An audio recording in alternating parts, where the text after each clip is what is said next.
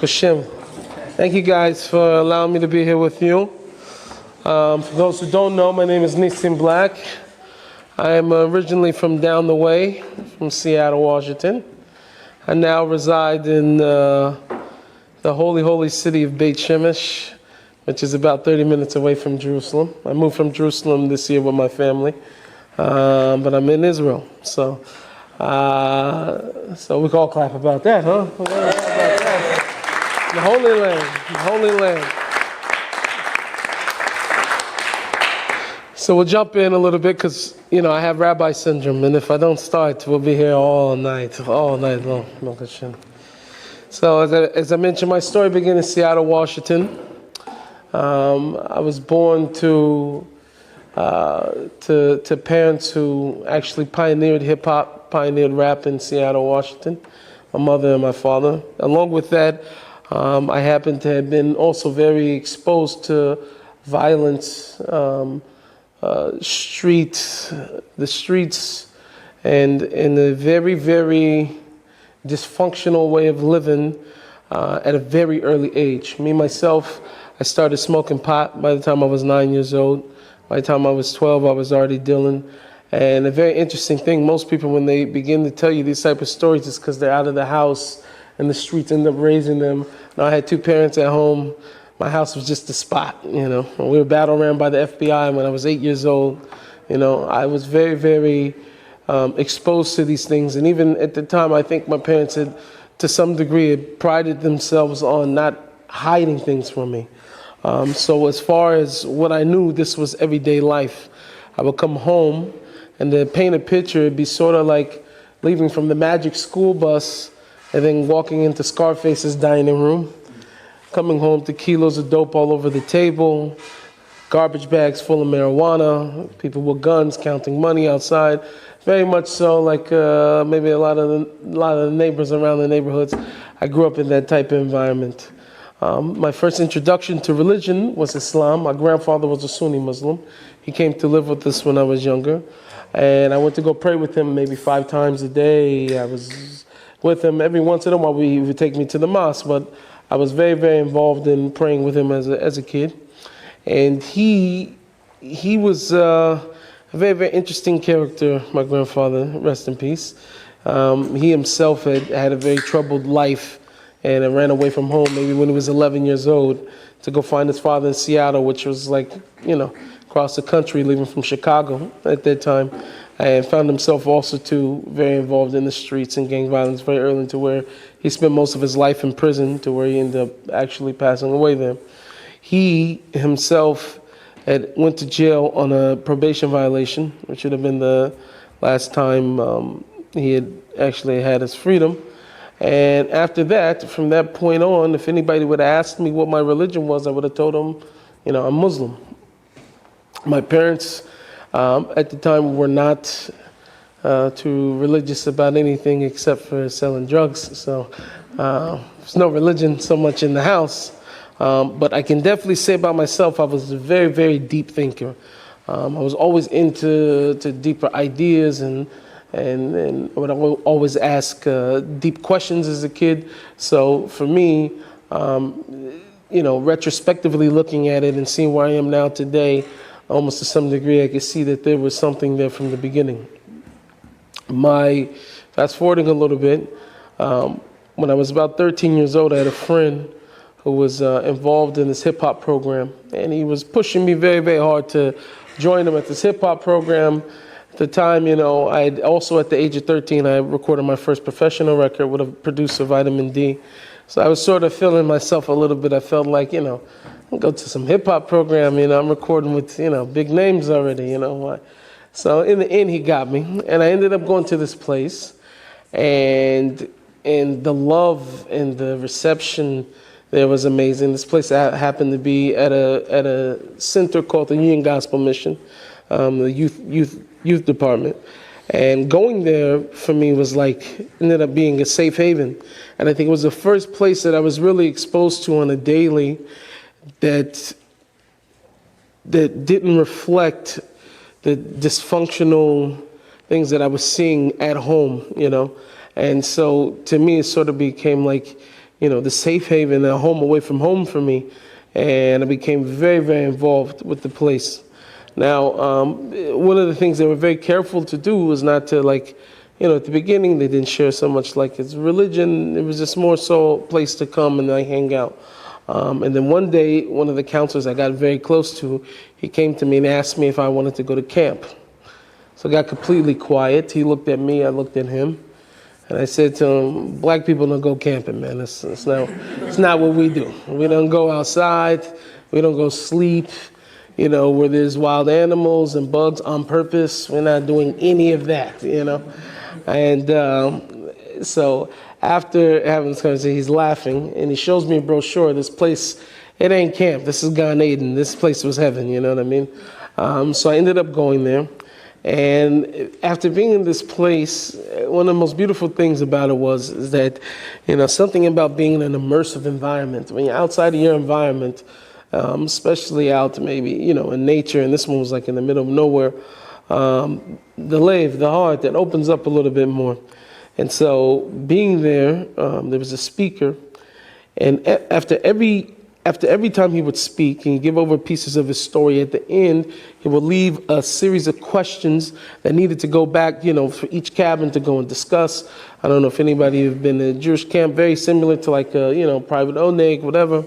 And this camaraderie that I was building with the other guys who were coming from a very similar background was a very, very powerful experience, because I think for the first time we're describing or being able to talk about the way that we're growing up, our childhood, and be able to touch on very serious things that may have happened to us or whatever, in a reflective manner, and being able to look at it and say that we could really do something different. Life doesn't have to be that way. You have to understand, a lot of us hadn't even thought about it. It was like there's a whole nother world to even think that there was something beyond what, the way that we were raised.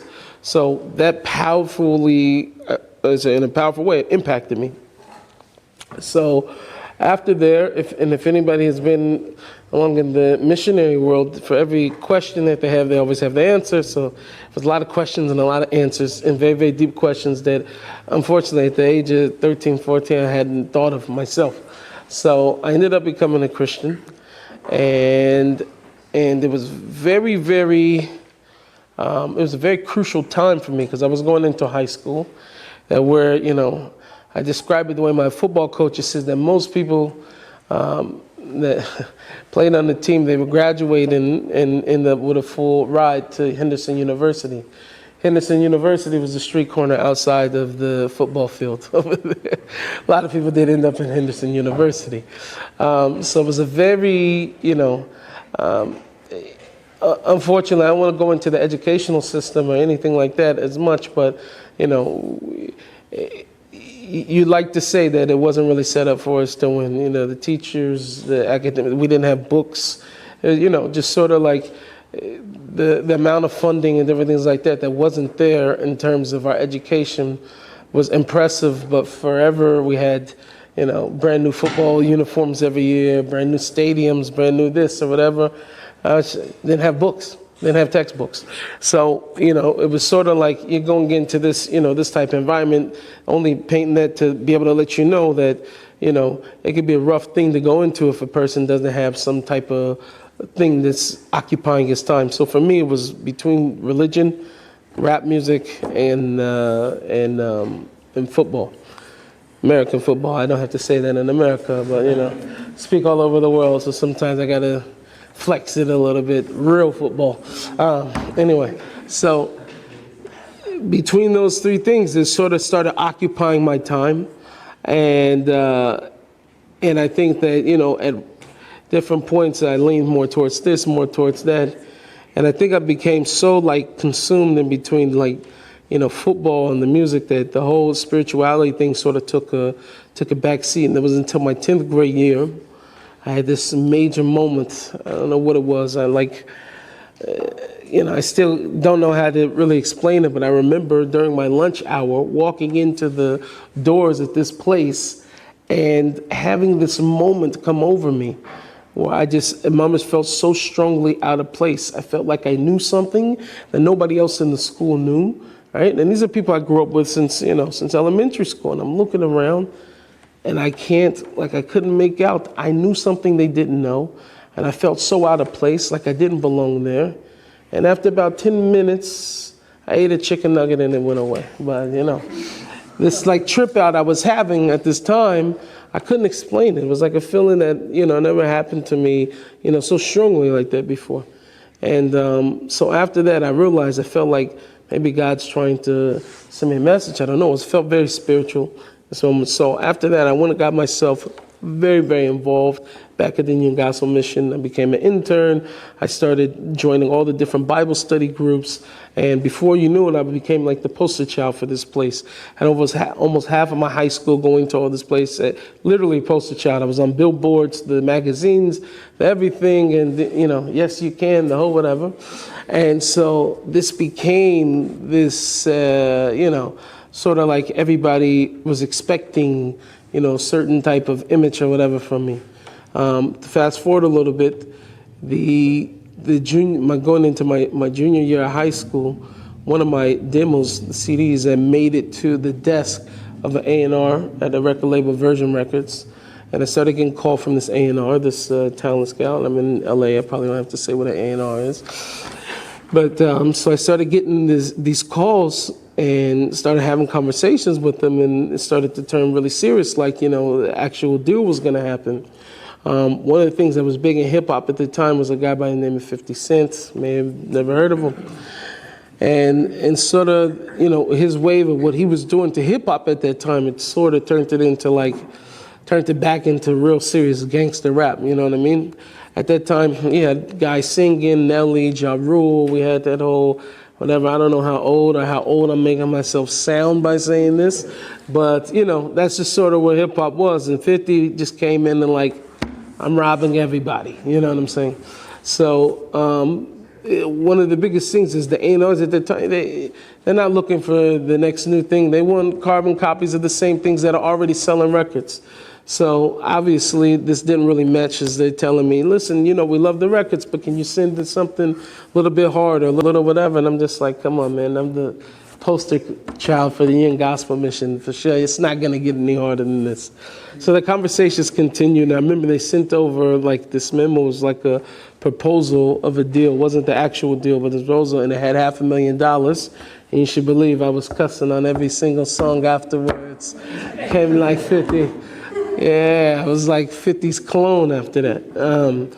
So after that, it was a major shift. But one of the most interesting things about it was that, does anybody have any water? Sorry, water. A lot of information to give around. I run dry. But the thing is that if anybody knows, if you've ever been in that type of situation, it's almost only so long that you can pretend. I've seen this in my lifetime. Some guys that really get into hip hop or gangster rap and all that, and really they don't even have any shaykhs to it. It's not even connected to them at all. They're just like into it, and all of a sudden they become this character. And one of the things I noticed was that my whole entire environment shifted. All the guys that I stopped hanging around with, thank you very much, that I stopped hanging around with at one point,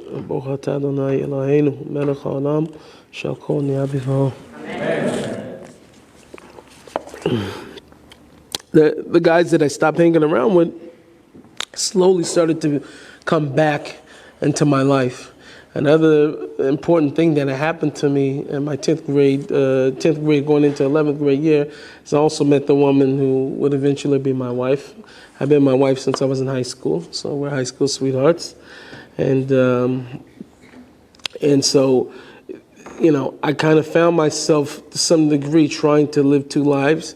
My wife was a little bit more of like a goody two-shoes type of thing.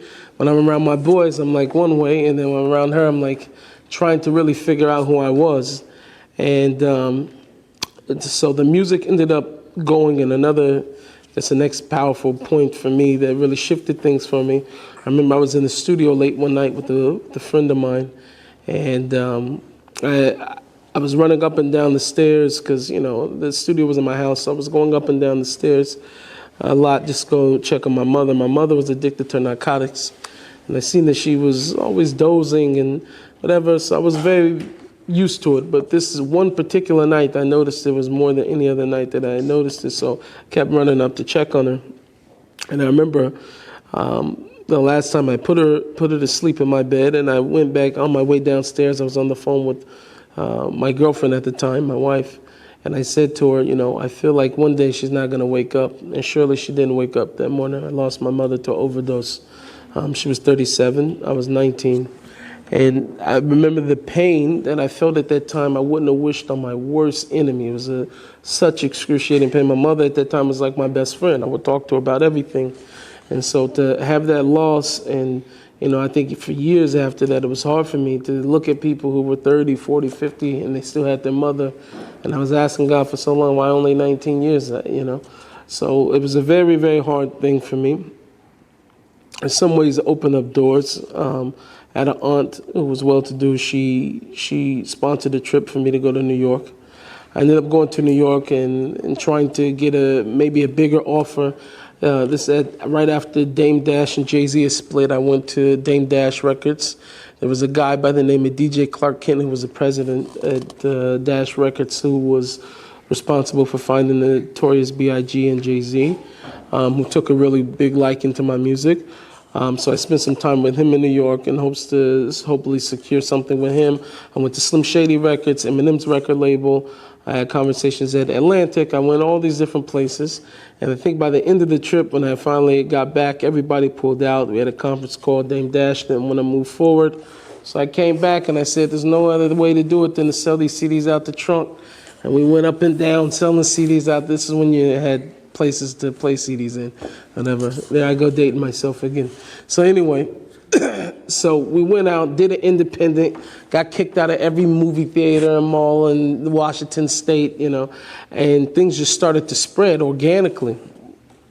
And as things started to spread, as much as the love and the fame and the notorieties, it also comes with that haters.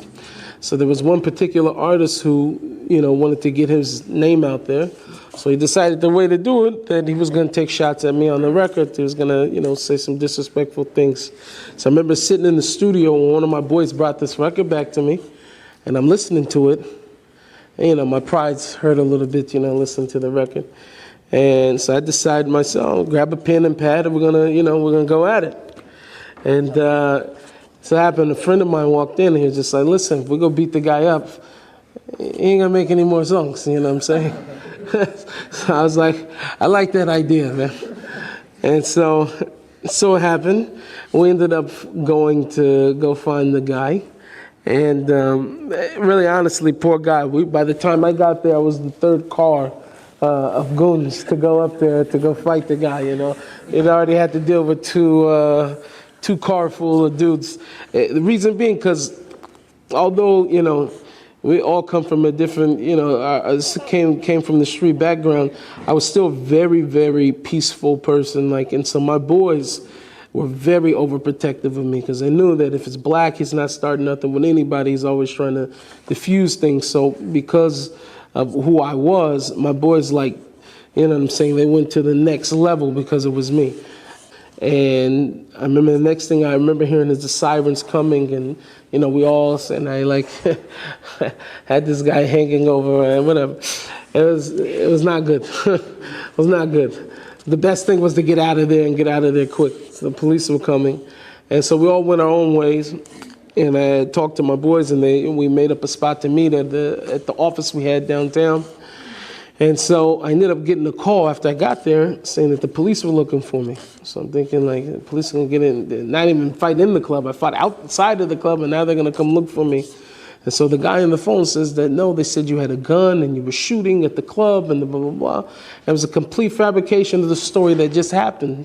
For sure, I know I didn't even have a gun on me when I went up there to go fight him. Probably would have been smart, but I didn't have a gun on me. So after I get off the phone, I mad dash running to my car, trying to get out of there as soon as I possibly can. And as soon as I get out the door, I see police lights. I'm flashing, so I'm super, super scared until I realize they're a block down the street and it's just reflecting all the way down there. But whatever, I was rattled. I'm so scared. And so I started making my way to the car until there was just so much going on down there that I couldn't ignore, So I started walking to get closer and closer and see what was going on. And I seen all of a sudden it was one of my boys, one of my really good friends. And they had him surrounded with guns. It was like a whole, whole situation going on over there. So I ended up finding out that after I left the place, he went up there to go kill the guy I had to beef with. Only thing is, he was a horrible shot and he missed. He shot everything except for the guy. Fire hydrant, the car, side of the building, missed the guy, right? In the hood, we don't do so much target practice. So in the end, it worked out to be good that, he didn't lose his life. But in the beginning, it was the worst thing in the world for me. Why? Because as soon as I got back or whatever, I'm already getting calls. Now they're looking for me. It was my beef. And now it has every appearance that I just sent somebody to go and kill him. So they're thinking the real problem is me. So now I'm in a dilemma that I'm facing, that if I don't go and take this guy's life, he's going to come and take my life. Everybody knew who I was. I wasn't hard to find. And so when that hit me, everything stopped. My whole entire world stopped. And I started asking, how did I get here? How did I get from being the Union Gospel, poster child to all of a sudden, I'm sitting out of here, I can't walk out of my house. Every time I walk out of my house, I got to know somebody's looking for me to kill me. And I just fell into a moment again. I just broke down and I started crying. And I started asking God, how did I get into such a predicament? I couldn't believe it. So I stayed home for 3 days and pacing back and forth in my living room, praying, crying, seeking some type of answers. And God made a miracle for me. What I mean by miracle is, on the third day after this whole drama, my phone rings and it's the other guy. He also wants to figure out what's going on. Which I'm telling you, why is it a miracle? Because never in the hood people ever call you to find out if you're trying to kill them. You know what I'm saying? It's not like a question. I was just wondering, maybe you're trying to shoot me, maybe, It's not a call you're going to get, you know what I'm saying? So the fact the guy's calling me and he's trying to figure out, I already knew he didn't want the situation to escalate also. So regardless of what people were telling me, what they were saying, I'm sure they probably did have, I'd be wanting answers or probably wanting blood if somebody just almost took my life also. So I definitely understood, but at the same time, it was a very beautiful moment to be able to get on the phone with this man and talk it out, and which was something that was not, I think it just maybe a year or so before that, or a couple years before that, I lost a barber of mine because some he say, she say conversation or whatever, and him and the other guy he had a problem with killed each other broad daylight in the middle of an intersection, you know what I mean? Without being able to talk these things out, we'd be able to diffuse a lot of different things. But so I had that opportunity. We put everything out, and I stayed there and I prayed. I went back and forth, thanking God now. And I thought to myself at this time, I made a serious cheshbon and said that if I don't figure out something, then, the next time this can be the real thing. So in the midst of all the praying and the going back and forth, just as a result of the consistency of that, I started to have questions about, religion, about faith. And I remember when I was in youth group and Bible study and all those other things, I had a lot of questions that went unanswered, deeper questions. Some of them not as deep but more logical. If JC was Jewish, how come Christians aren't Jewish? Which religion was first? I know about Islam and Christianity, but where did Judaism come in? How does it, where does it all fit? So I started spending a lot of time learning. Before you knew it, I had a Quran, I had the New Testament, I had the JPS Tanakh, I had, all these Bibles sitting in front of me, and I was going 8 hours a day, going through all the different texts, crying, praying, trying to find the truth, or at least what resonated to me. And as I started to grow and leaning towards Judaism, I think one of the biggest things is that I was seeing inside the Navi, inside the prophets, that it was like no matter what they did, Hashem's overwhelming love for Klal Yisrael was just mamish. It was at a high level. Like no matter what they did, they can like make a golden calf. They can like go bow down to idols. Everything God said don't do, they do it. And then all of a sudden God says, I still love you. I want you. And I said, listen, sign me up. I want to be in this one. You know, I was very, very intrigued with the love that God had and for the Jewish people. And I think the biggest thing for me was the first time that I read it and realized that it wasn't talking about the church, because to some degree in most churches they teach a replacement theology, that the church has somehow now replaced the Jews. So all the promises that was there, and it's very clear just from the text, but it's talking to the Jewish people. So the first time I'm saying, you know, how come I didn't know about this, God? What's going on here? So a lot of this, I spent a lot of time in prayer and going through the different things, and I prayed so much. I started fasting. I would take each week, 3 days in a row. I would eat no food. I would go out and I would pray and cry my eyes out, literally, almost until I fell asleep and passed out, looking for answers. And this sensitivity that I had to spirituality, oh my goodness, it was on a whole nother level. I can't begin to explain what I was experiencing. And long story short, the path that I went on led me to Judaism. The first place I ended up in was a Messianic church, or synagogue. They were very leaned, much more traditional. And I remember first I go in there trying to explain what I was trying to do, and my wife did not turn out so well in the beginning. She almost divorced me. It was so like shocking for her. She grew up very strong Christian background, to like, you know, see me like learning all these books and like flipping out over. She's like, man, this dude's losing it, and we just had a baby. What did I do? You know. And in the end, I remember her studying on her own. She didn't want to talk to me so much. So she started studying on her own, you know, going through different notes and different things that I compiled so much, and different books or whatever that I had. And I remember her coming to me one day saying, I feel like I've been lied to my whole entire life. Like, you know, why would God do this to us? And we didn't know what to do. You know what I'm saying? So it's like Shabbat. And so you couldn't work on Saturday. So I was like, all right, let's stop doing the dishes. You know, I was already ready to do that. Like, never, hey, love doing the dishes. Can't work. Later on, found out you could do dishes on Shabbos. I wasn't so happy about that. But at least then I had a break, at least for, you know, a year or so. So we just started carving our way, and slowly but surely, my wife was very, very close to one of her sisters. Her sister at the time was dating my best friend. And we all started growing very, very strong together, all four of us. And I remember one day, I don't know who this is, could be my wife. No, it's my best friend though, what I'm talking about. Look at that. So my best friend Yosef, since kindergarten, married my wife's sister. And all of us were on this journey together. And I remember my wife was the first one after, you know, a lot of soul searching or whatever, came to me and said that she wanted to convert. And I was so excited, but at the same time I was like, we sure we want to do that? I was like we may be the only black Jews in the world, you know what I'm saying, if we do that. Like, and for me, I grew up in a Jewish neighborhood. I ain't never seen no black Jews. Seen Jews in black, but I never seen a black one, right? So I was like, all right, so, you know, we got a lot of talking to do, whatever. And the hashgacha of Hashem is amazing, that the next Erev Shabbos, I'd be checking out groceries in the store. And I remember in between the self-checkout, the beeps, I heard, Shabbat Shalom, brother, you know.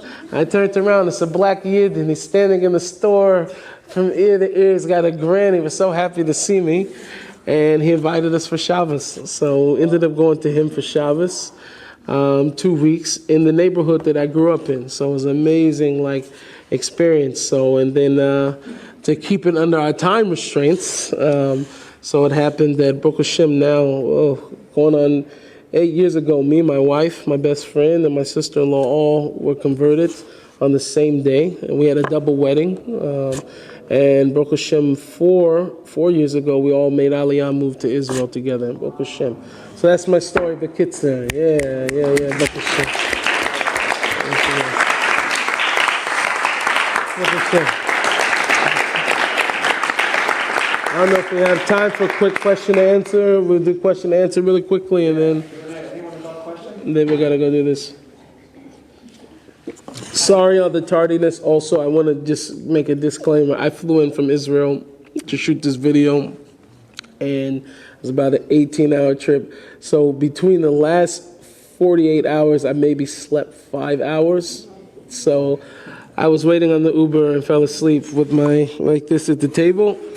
So I'm very exhausted. So please be mochel me on the timing. And I've been shooting nonstop all day today. So thank you. Go ahead. You had a question? Yeah. What was the hardest part when you converted? Like, what was the hardest thing that you needed to sacrifice or to change in your life? So I think the most beautiful thing about it was like because I had fallen in love with Hashem so much. I didn't feel like anything was a sacrifice, you know? Anything new that I learned, I was eating it up because I've built such a relationship with God. All that crying and fasting and praying, like my heart was so ready to take on whatever was the next thing. Like, so Shabbat was no struggle for me. You know what I'm saying? Kosher was no struggle for me, thank God. Because I didn't feel like I was giving up anything. I was like running towards something. So, yeah, so what I was wanting to find out, God, okay, what's next? You know what I'm saying? And it was just because the relationship part, you know, I thank God I get to travel the world. I mean, the last 3 Shabbats of mine, I was by different yeshivas and talking to people who grew up in it. And one of the things is that is like, you know, the experience of being able to fall in love with God first and not feel like you're doing things out of like, oh, you have to do this, you have to do that, you have to do that. It's just like a gift that I don't even know. Like, I thank God so much that I was able to have, you know what I mean? And one of the things I learned was just sort of like, you know, in a good relationship, you wouldn't feel forced. You know what I'm saying? You'd be wanting to do it. So that was the relationship I had. So I don't really feel like I had to give up, you know, so much of anything. Certain things that I chose to give up was like, you know, family and being around certain individuals. Like, I gave up a lot of those things, you know what I mean, that were at the time, you know, I was making the sacrifice, so I felt it a little bit, but like my heart was burning so much, like it was like I just had to, you know, especially as I start having children. I couldn't have them seeing the same things that I grew up with and like making them think like that's what life was, you know. So it's a good question though. Yeah. This is less about Judaism, but more about the artist side. I think that's very fascinating because I have a friend of mine who's trying to make it as an artist, and she's looking for a manager and stuff. And so I was wondering, as someone who's very experienced as an artist, what would you give advice for people who are starting out, or that you would give yourself that you didn't know to become successful as an artist, musician in the US or in general? Yeah, I would try to wait on the manager part. And depending on where you are inside in the stages, is sort of like, you know, especially today, like music's changed so much. Like you can do so much as an independent artist right now that it's sick. You know what I'm saying? I'm in a deal right now. I almost ask myself why I signed this deal. You know what I mean? And, but not to say I'm very happy with the company, but it's just sort of like, you know, you can move so much that, you know, you really should get yourself to a good place of like having a solid, you know, fan base and different things like that before you start wanting, because, you know, when you start thinking about managers and PR and all the other stuff, that becomes to be money that, you know what I'm saying, after a while, you know what I'm saying, you're almost paying for the business functioning, you know what I'm saying, more than you are actually receiving money for, you know, so I think that's one of the biggest things first, and just consistency, you know what I mean? You know, I take this even also too in you know, to bring it back to the religious side. One of the things that helped me was just sort of like the growth. I seen how much people were sacrificing so much. Like before I was religious, like I was in the studio day and night. I was pulling all-nighters, you know what I'm saying? Putting in hours. One of my good friends is Macklemore, you know? And Macklemore he's slaying himself. He was working hard.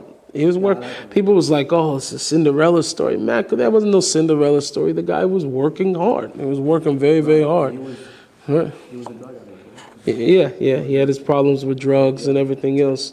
I'm just saying that, with music and whatever person decides to, you got to work hard. You know what I'm saying? When you're sleeping, know somebody else is up. You know what I'm saying? And they're going for it. You know what I mean? And that's so yes. Had you been to Israel before you made Aliyah? Yeah, I went once. My wife did not. She moved cold turkey. My wife and my sister-in-law. That was a lot of prayer. Man, she was not trained to go, but I did go once before, and it didn't really make a difference. I knew I was going there anyway. I was like, yeah, I'm going there. So by the time I got there, it was just sort of like, yeah, this is only icing on the cake, So. Hi, thank you for being here. No, thank you guys for having me. Of course.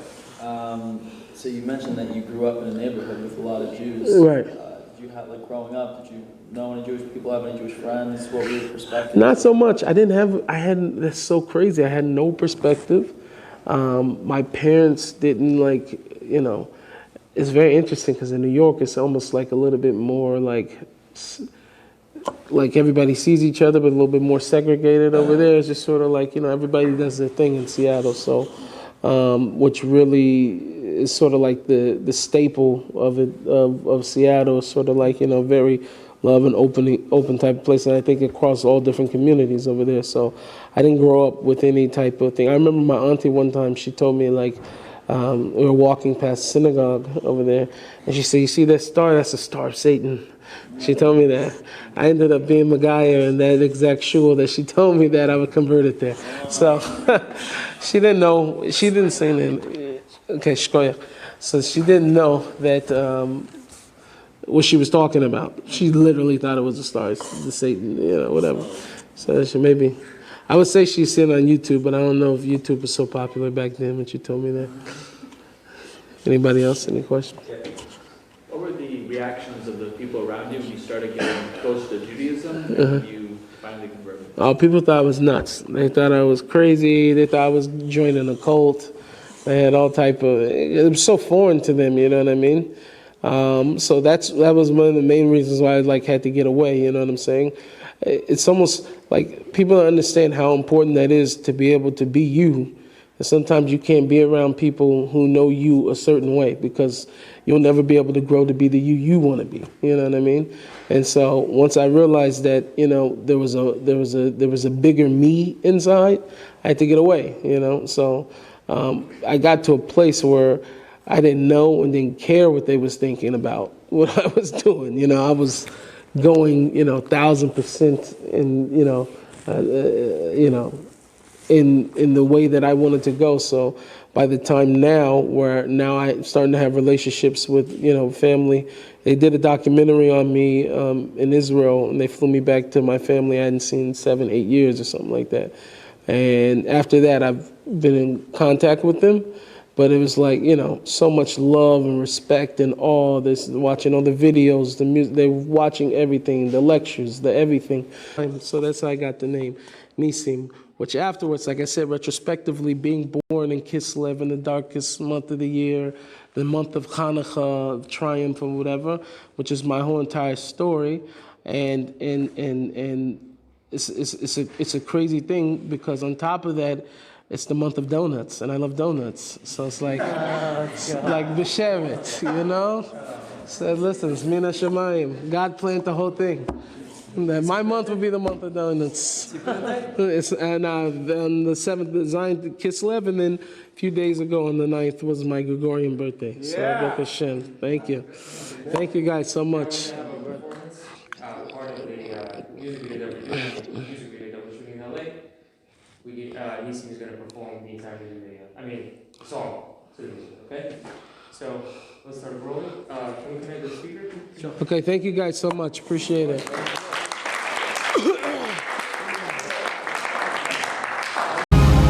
From Egypt to Babylon, the Holocaust. Inquisition would pivot us to the pogroms. Yeah, from the Greeks and now in Rome. Yeah. But we fight back to light that fire. They got a problem cause this neshama won't expire. We moving on. We show the whole entire world no fear in us.